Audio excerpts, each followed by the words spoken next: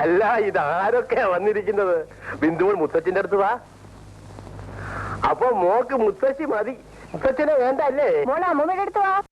അവൾ അമ്മയുടെ private secretary അല്ലേ, എപ്പോഴും അമ്മയുടെ കൂടെ തന്നെയാ. താനാണ് ഇവിടുത്തെ തോട്ടക്കാരൻ? ആന്നേ. ഈ ചെടികളൊക്കെ കാട് പിടിച്ചു നിൽക്കുന്ന കണ്ടില്ലേ? ഇയാള് ശ്രദ്ധിക്കുന്നില്ലെങ്കിലും രാജലക്ഷ്മി അമ്മയ്ക്കെങ്കിലും ഒരു ശ്രദ്ധ വേണ്ടേ? വീടിന്റെ മുമ്മശം കിടക്കുന്ന കിടപ്പ് കണ്ടില്ലേ? തമ്പിയും ഇതൊക്കെ ഒന്ന് ശ്രദ്ധിക്കാത്തതാണ് കഷ്ടം. രാധികേ, നീ പരീക്ഷയ്ക്കൊക്കെ നല്ലപോലെ എഴുതിയോ? ഞാൻ ഇപ്രാവശ്യം എഴുതിയില്ല ആന്റി. വൈ? തോറ്റു പോകുന്നു പേടിച്ച് അവൾ പരീക്ഷയ്ക്ക് പോയില്ല. തോൽക്കാൻ കാര്യം? കുട്ടികൾ നല്ലപോലെ പഠിക്കുന്നുണ്ടോ എന്ന് ശ്രദ്ധിക്കേണ്ട ചുമതല രക്ഷകർത്താക്കളുടേതാണ്. നിങ്ങളോടും ഇതൊക്കെ പറഞ്ഞു തരണം. കഷ്ടം കഷ്ടം.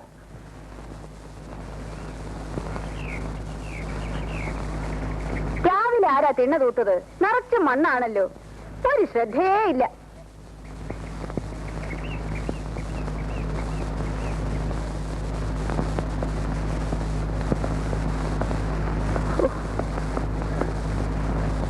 തമ്പി, ഇതാരാ ഒരു പുതിയ കക്ഷി?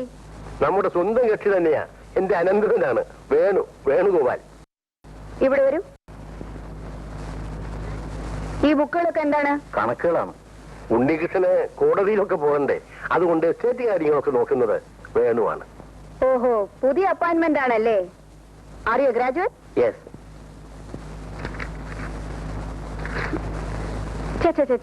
ഹാൻഡ് റൈറ്റിംഗ് തീരെ മോശമാണല്ലോ, കുറച്ചുകൂടി ശ്രദ്ധിക്കണം.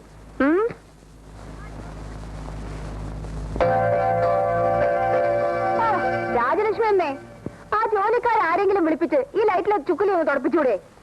ചേച്ചേ, ഒന്നിനും ഒരു ശ്രദ്ധയില്ലാതായാലും എങ്ങനെയാ? തമ്പി, എവിടെയാണ് എനിക്കുള്ള മുറി? മോളെ, ആന്റിയെ വിളിച്ചോണ്ടു വരൂ ആന്റി. വാ മോളെ. എസിയും ഹീറ്ററും ഒക്കെ പ്രോപ്പറായിട്ട് വർക്ക് ചെയ്യുന്നുണ്ടല്ലോ? ഉണ്ട് aunty. Very good, very good.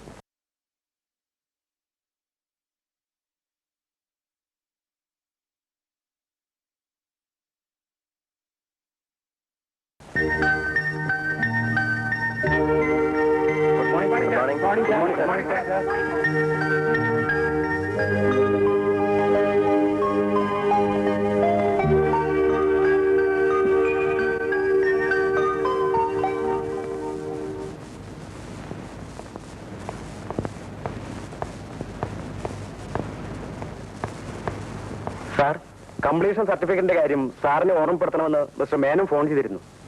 Contract പറഞ്ഞതുപോലെ പണി പൂർത്തിയാകുമ്പോൾ സർട്ടിഫിക്കറ്റ് കൊടുത്തയക്കുമെന്ന് പറഞ്ഞേക്കൂ. സാറിനെ കാണാൻ അയാളൊന്ന് വരുമെന്ന് പറഞ്ഞിട്ടുണ്ട്. ആ, വരട്ടെ വരട്ടെ.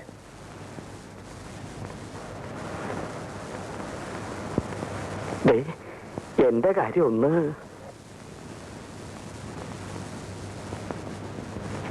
സാറിനെ കാണാൻ ഒരാൾ വന്ന് നിൽക്കുന്നു. വരാൻ പറയൂ. അധികല്ലേ?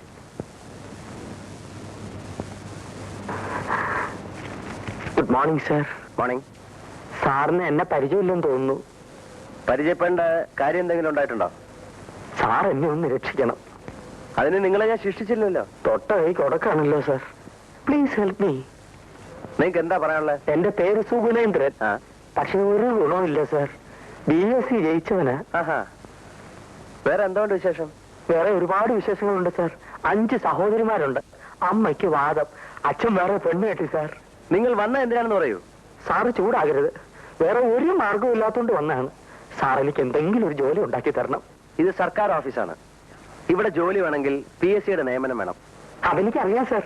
PSCയുടെ ടെസ്റ്റ് എഴുതി ഞാൻ മടുത്തു. ഇനി സാറ് വിചാരിച്ചാൽ എനിക്കൊരു ജോലി ഉണ്ടാക്കി തരാൻ കഴിയും. അതെങ്ങനെ? വലിയ വലിയ കോൺട്രാക്ടർമാർ പലരും ഇവിടെ വരാറില്ലേ? സാർ അവരുടെ നേരെ ഇങ്ങനെ ഒന്ന് വിരൽ അനക്കിയാൽ മതി, എനിക്കൊരു ജോലി കിട്ടിയിരിക്കും. ഞാൻ പറഞ്ഞാൽ അവർ ചിലപ്പോൾ നിങ്ങൾക്കൊരു ജോലി തന്നേക്കും. തൊഴുതുകൊണ്ട് തരും സാർ. പക്ഷേ ഞാൻ പറയില്ല. അതെന്താ സാർ? ഞാൻ പറഞ്ഞിട്ട് അവരെന്തെങ്കിലും ചെയ്താൽ അവർ പറയുന്ന എന്തെങ്കിലും ഞാൻ ചെയ്യേണ്ടി വരും. കോൺട്രാക്ടർമാരുമായി അങ്ങനൊരു ബാധ്യത ഞാൻ ഇഷ്ടപ്പെടുന്നില്ല.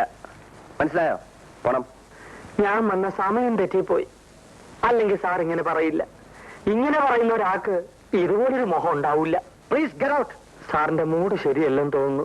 ഞാൻ പിന്നെ ഒന്ന് കണ്ടോളാം. കാണണമെന്നില്ല. പോണം പോണം. രാവിലെ ഓരോ ശല്യങ്ങൾ വലിഞ്ഞേറി വന്നോളും മനുഷ്യ മെനക്കെടുത്ത. സാർ, എന്ത് വേണം?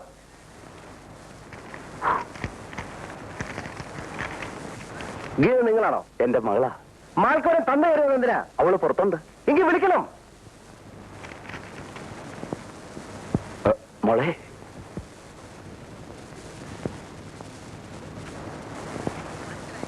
ഇരിക്കൂ. നിങ്ങൾ ഇരിക്കുന്നേ. സ്റ്റെനായിട്ട് ഇതിനു മുമ്പ് എവിടെയെങ്കിലും ജോലി നോക്കിയിട്ടുണ്ടോ? ഫ്രഷ് അപ്പോയിന്റ്മെന്റ് ആണ് സർ. മനസ്സിലായി. PSCയുടെ സെലക്ഷൻ കിട്ടുന്നതിന് മുമ്പ് വല്ല പ്രൈവറ്റ് കമ്പനികളിലും? അങ്ങനെയൊന്നും ഇല്ല സർ. അപ്പോൾ എനിക്കുള്ള തലവേദനയായിട്ട് വന്നിരിക്കുകയാണ്. ഇല്ല സർ, സാറിന് തലവേദന അറിയാം. എന്റെ മകളായതുകൊണ്ട് പറയാല്ല സർ. അവളെ നല്ല അടക്കത്തോടും ഒതുക്കത്തോടും അന്തസ്സോടും കൂടി തന്നെയാ ഞാൻ വളർത്തിയത്. അടക്കോ ഒതുക്കോ അന്തസ്സുള്ള ഒരു മകളെ അല്ല ഇവിടെ ആവശ്യം. ജോലി അറിയാവുന്ന സ്റ്റെനോഗ്രാഫറെയാണ്. ഇന്ന് തന്നെ ജോയിൻ ചെയ്യല്ലേ? അതെ അതെ. നിങ്ങളോടല്ലേ ചോദിച്ചേ? ഇന്ന് തന്നെ ജോയിൻ ചെയ്യണം സർ.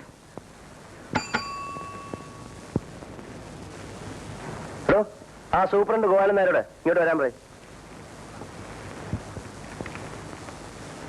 സാറേ, സാറ് വിളിക്കുന്നു.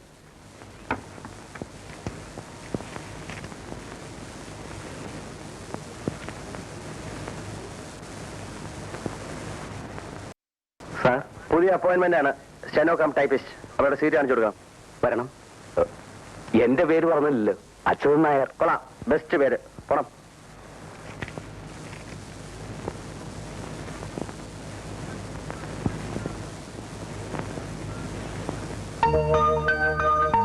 ഇതാണ് നിങ്ങളുടെ സീറ്റ്.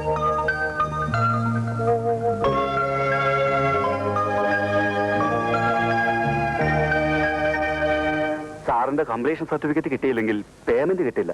എഗ്രിമെന്റ് സമ്മതിച്ചുള്ള പ്രകാരം പണിത് പൂർത്തിയാക്കുന്ന പാലത്തിന് മാത്രമേ ഞാൻ കംപ്ലീഷൻ സർട്ടിഫിക്കറ്റ് കൊടുക്കൂ. ഇതും അങ്ങനെ നടക്കൂ. ചുരുക്കി പറഞ്ഞാൽ ഇപ്പോൾ ഞാൻ പണിത് പൂർത്തിയാക്കിയിരിക്കുന്ന പാലം പൊളിക്കണമെന്നർത്ഥം. അതൊരു സൽകൃത്യമായിരിക്കും. ആളുകളും വണ്ടിയും പാലവും കൂടി നദി വീഴുന്നതിനേക്കാൾ എത്രയോ നല്ലൊരു കാര്യമായിരിക്കും. ഒരു കാര്യം ചെയ്യാം, ഇന്നിനി ഇതിനെക്കുറിച്ച് ഒന്നും ഇവിടെ വെച്ച് സംസാരിക്കണ്ട. ഇനി ഞാൻ സാറിന്റെ വീട്ടിലേക്ക് വരാം. അത് വേണോ? വേണം. ബുദ്ധിമുട്ടാവും? ഇല്ല സാർ. നിനക്കെന്താ ജോലി? പശുക്കറവയാ. ചുമ്മാതല്ല ചക്കൂറ്റി പോലിരിക്കുന്നത്. നീ? ഞാൻ പാചകക്കാരിയാ. നിങ്ങളോ? തോപ്പുകാരിയാന്നേ. നിങ്ങൾക്ക് എന്തിനാ ശമ്പളം മേടിക്കുന്നത്? ജോലി ചെയ്യാതെ ശമ്പളം മേടിക്കുന്നത് കുറ്റകരമാണ്. എന്ത് ജോലി ചെയ്താലും അതിന്റേതായ അടുക്കും ചിട്ടയും വെടുപ്പും കൂടിയേ തീരൂ. ഇതെന്താ അടുക്കളോ പശുത്തൊഴുത്തോ? മനുഷ്യരുടെ ആരോഗ്യത്തെ ബാധിക്കുന്ന കാര്യമാണിത്. നിങ്ങൾ എന്തിനു കുറ്റം പറയുന്നു? ഇതൊക്കെ ശ്രദ്ധിക്കാൻ ഇവിടെ ആരെങ്കിലും വേണ്ടേ?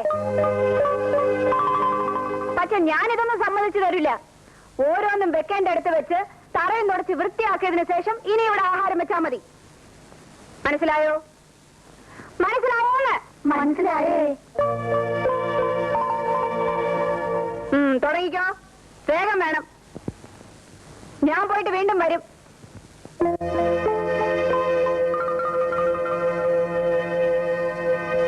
ശമ്പളം തരുന്നവര് ഭരിച്ചാ പോരെ, വരവുകാരും ഭരിക്കണോ? പുള്ളിക്കാരി ഒത്തിരി പേരെ തൂക്കി കൊന്നിട്ടുണ്ടെന്നാ പറയുന്നേ.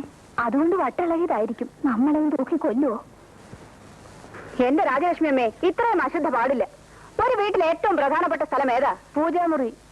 ഏതാ തമ്പി? കിടപ്പറ അല്ല, അടുക്കള. വീട്ടിലെ അംഗങ്ങൾക്ക് ഭക്ഷണം പാചകം ചെയ്യുന്ന സ്ഥലമാണത്. ആ സ്ഥലം ഇങ്ങനെ ഇട്ടിരുന്നാൽ മനുഷ്യർക്ക് രോഗം ഉണ്ടാവില്ലേ?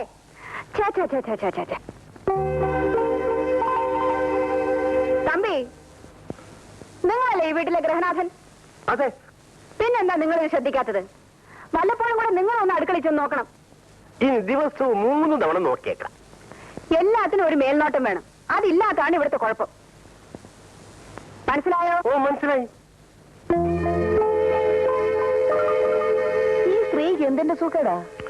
അവരുടെ ചെറുപ്പത്തിൽ തന്നെ ഭർത്താവ് മരിച്ചുപോയില്ലേ രാജലക്ഷ്മി? അതുകൊണ്ടുള്ള സുഖക്കേടാ. സുഖക്കേടിന്റെ പേര് നിനക്കറിയാമല്ലോ. അതുകൊണ്ട് ഞാൻ പറയുന്നില്ല. എന്നാൽ ഇത് കുറെ കൂടുതലാ. നിവർത്തിയില്ലാതെ വന്നാൽ ഞാൻ എന്റെ തനി സ്വരൂപം കാണിക്കും കേട്ടോ.